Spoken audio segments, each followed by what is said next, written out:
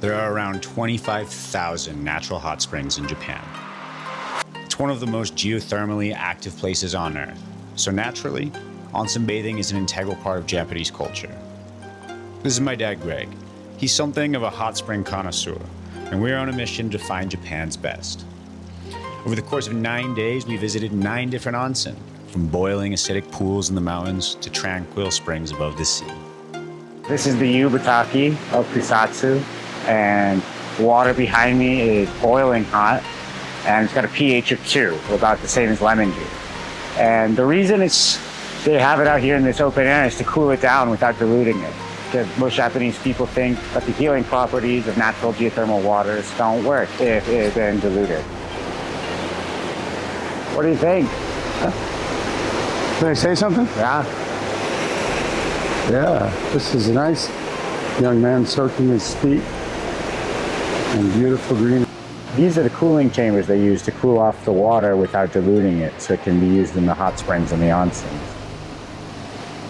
The main reason that they don't want to dilute the water here is because the extremely acidic pH is good for your skin. It doesn't actually hurt it. They do say it kills a lot of bacteria and can help with infections or lesions.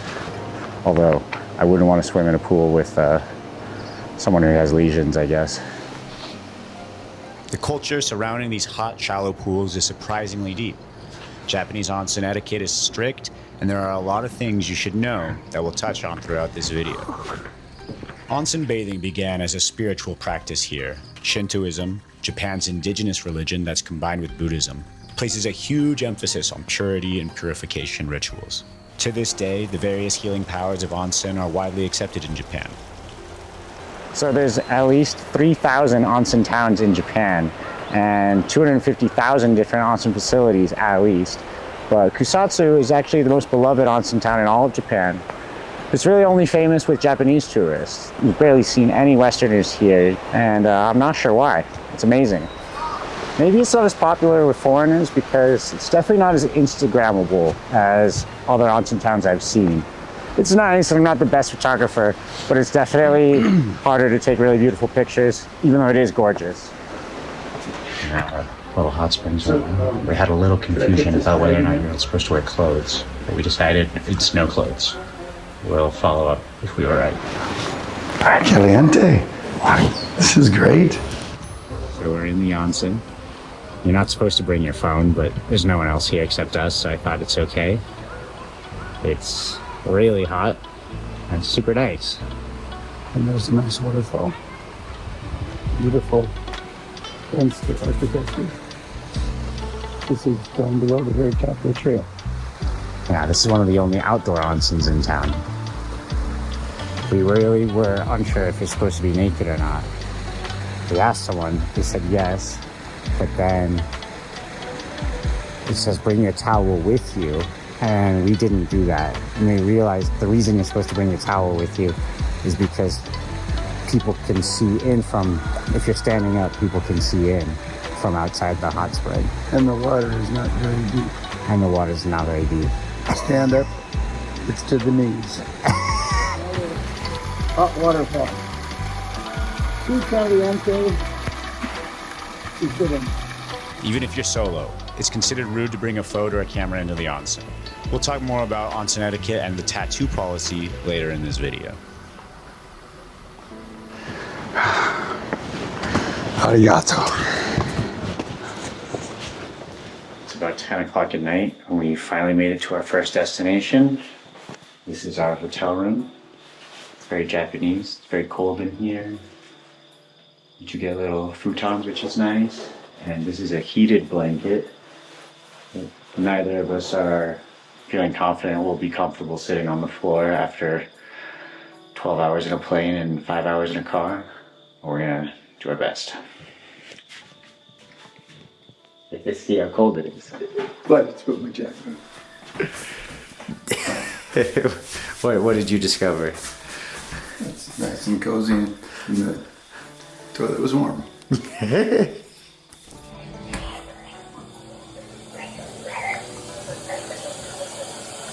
This ryokan has a tiny house.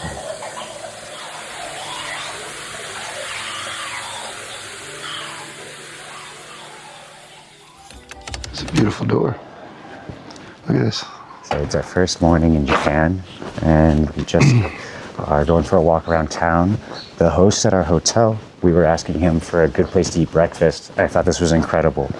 Yesterday, when we made our reservation, we requested no pets because my dad has asthma. And today I asked him on the map, is this restaurant good? And he said, no, Mr. Goroji has a cat. So he remembered about the allergies. And just another example of how awesome the customer service is here in Japan. 通らないとご希望のところには行けません。 If you don't go to the Matcha Onsen, you can't get what you want. Manza Onsen. Manza Onsen. Okay. Arigatou gozaimashita. These are the Shiga Highlands. They're the perfect place to see the geology that makes all these hot springs possible. Along Japan's highest highway, the hills are pockmarked with steaming hot vents created by rain and snowmelt that sunk into the crust, was superheated by magma, and then forced back up through the side of the mountains. Hey, what are we looking at? You got the vents in the volcanic crater lake. A lot like a red mountain. The sulfur from this volcano is what makes the hot springs of Kusatsu so uniquely acidic, and it's made possible one of the most unique animal behaviors on Earth. These are the Jigokudani monkey hot springs. These onsen were built for the monkeys in the 60s after they started sneaking into the Korakuken Hotel to swim. Their habitat had been destroyed by the logging industry, so to keep them away from the crops, two animal lovers started feeding them outside this hotel, the Korakuken. Presumably, this made them comfortable with the people there, and they started copying them, swimming in the hot springs to deal with the cold winters. This wasn't hygienic for the guests, so they built this pool for them, and they still feed them here to this day.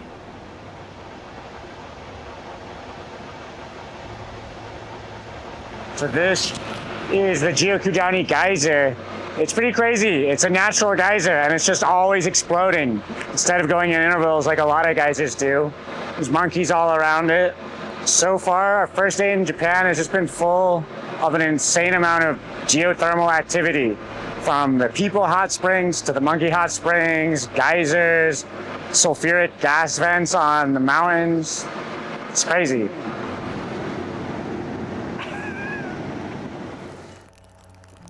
Other than visiting onsen, we were able to find a ton of undiscovered, incredible spots on this road trip of the Japanese countryside. If you want to learn more about that, don't forget to subscribe and catch the rest of our Japan series on this channel. Take time to head to the onsen. It was freezing cold up there. It was kind of wet snow. But right at our parking lot, we found this awesome onsen. Got to warm up.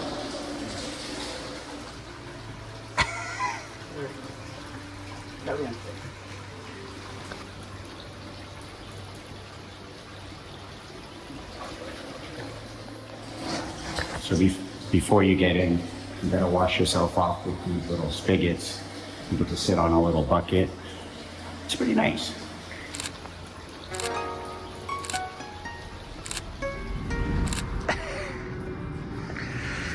You were fruited. Oh yeah.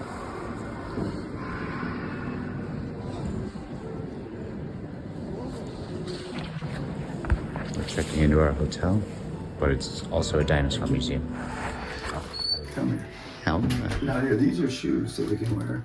Yeah. Which I love because it keeps everything tidy. And this is a bathroom that has a toilet. Beautiful sinks, right? And the toilets have been heated ever since we've been here. It's just awesome. He opened the door and he said, "Oh, another heated toilet. Perfect. I hope it helps me go to the bathroom." We weren't able to film in this onsen, but if you were wondering, yes, there were dinosaurs in the hot tub.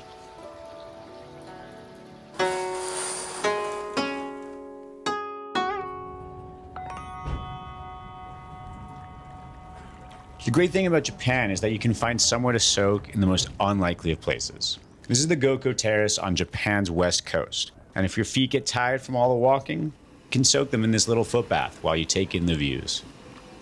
I say bath and not onsen, because this water is artificially heated and not geothermal. So legally, it can't be called an onsen. It's also not separated by gender, which is typical for most hot springs. Hey, Nicholas. It's pretty cool up here. On the other side of this little hill, there's a tengu, or goblet. All right, what's he gonna say? If you write a wish on a clay sake cup and toss it off the side, he'll grant you a wish. I love it. I guess all this traveling had Greg feeling sentimental.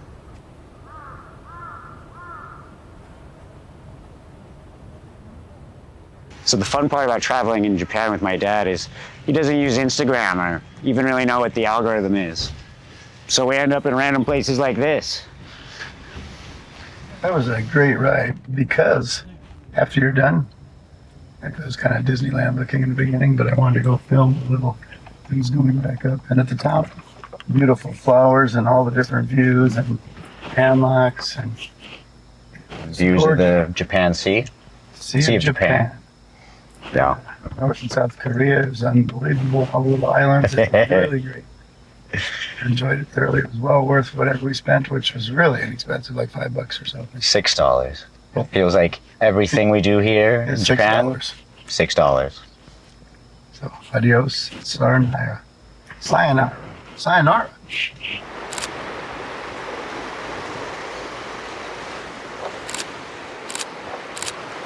They say Japan's one of the most crowded islands on the whole planet.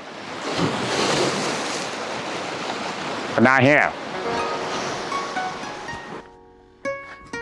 This is what $52 a night gets you in Kyoto, Japan. It's not much, but it's enough. Bathrooms in there. Please tap your room key. It is prohibited wearing swimming suits. Hot spring is not available for persons with tattoos. So George will never be able to get in there. Well, hello, kids. He's trying to convince me I gotta put on the hotel outfit for the It says it. It says you can move around the entire building with your room clothes. Speaking of rules, tattoos were not allowed at pretty much every onsen we visited. We were told that this rule is dying off in Japan, but everywhere we went, it seems alive and well. You can buy tattoo covers to wear, and that seemed fine, but some onsen did make it clear that even people with tattoo covers weren't welcome. This is our onsen in Kyoto. On this trip, we met a handful of very friendly people in the onsen. Most of them spoke English, but my dad is so friendly that it didn't really matter if they didn't. Talking is allowed in the onsen, as long as it's respectful and somewhat quiet. Typically, it's pretty easy to make conversation, probably because you're all just sitting there naked, so there's nothing to hide anyways. We had another long, epic day, and we're ending it the same way we've ended every other day, with a little trip to the onsen in our hotel. This one's especially awesome. As I mentioned earlier, you're not supposed to bring your phone into the onsen, but I wanted to show this one because it had a dry sauna, TV, and a cold plunge. We're staying at this little ryokan, and I just got out of the onsen, and I'm walking past this room, and I see my dad's gun, full native. Before he was just sitting there.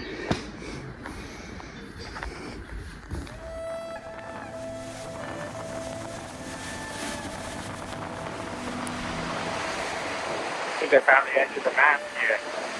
This place is crazy.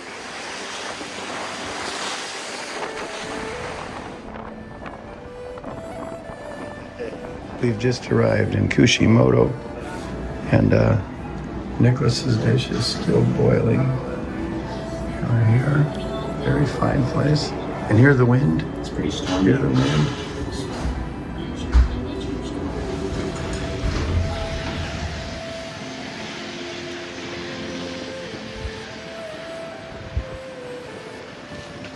We're on the southernmost point of Honshu, and a storm blew in. It's pretty crazy, windy, spooky, super fun watching the waves crash on the rocks. And this is the 7th night in a row, every night of this trip so far, that we found a hotel with an onsen, and we're gonna use to warm us up. Someone's already ready to get in the hot water. Not only does this hotel have an onsen and cool robes, but it has free drinks too. Free cocktail hour after 7 o'clock. To be clear, it's onsen, hot springs, free drinks, and the hotel was only $61. One last bit about this $60 hotel. Look at the view.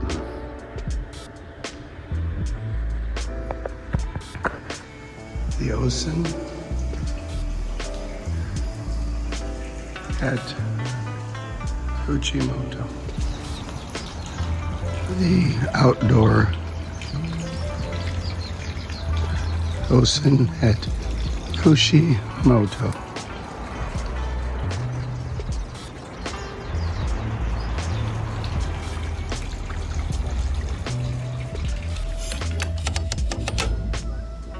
We just pulled into the town of Yunomine Onsen, one of the more famous onsens on the Kumano Kodo Trail.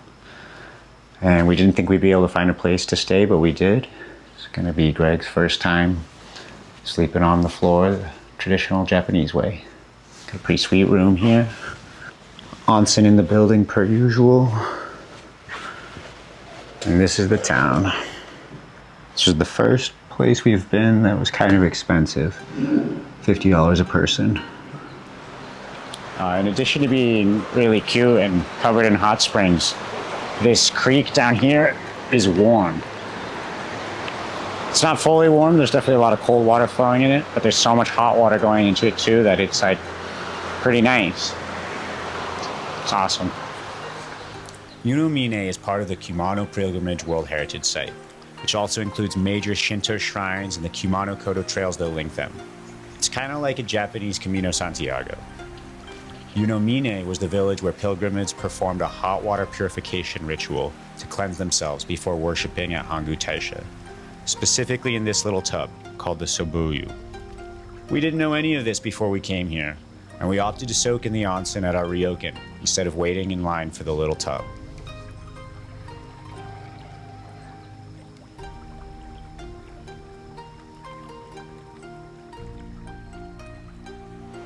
So I've been to onsens before. This is my third time in Japan. I knew they were a big deal, but I didn't realize how big of a deal they are. Every time we've went to has had a bunch of natural hot springs, and they're always busy. We've always got people going in and out of them. It's really a huge part of the culture here in Japan when you get out of the major cities. I don't want to be too cliche, but between like the little creek running through this tiny village and the steam rising everywhere and perfect gardening and the moss covering all the rocks, you really do get like a magical, spirited away kind of vibe here. It's really awesome. So which of these was the best onsen? Let's be real. There are 25,000 onsen in Japan, and we only saw 9 of them. We're not qualified to tell you the best onsen in Japan, but I do know this. It's not going to be the most famous one. My personal favorite onsen was in a random hotel in Wakayama because it had a TV and a cold plunge. With so many onsen to choose from, there's no need to find the best. It'll probably just be full of tourists anyways. This is Thanks for watching. my son. This is a nice man. Good morning. Yeah.